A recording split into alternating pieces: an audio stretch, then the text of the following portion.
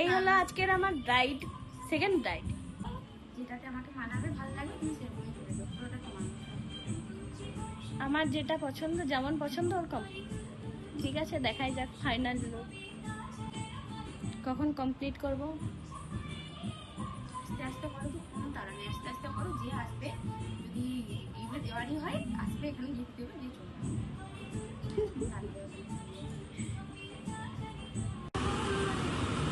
পছন্দ হ্যাঁ, কতটা? অনেকটা। তোমার নতুন করে খুশি হচ্ছে। এটা ছিল আমার মার্চের 3 তারিখে সেকেন্ড ব্রাইডের কাজ।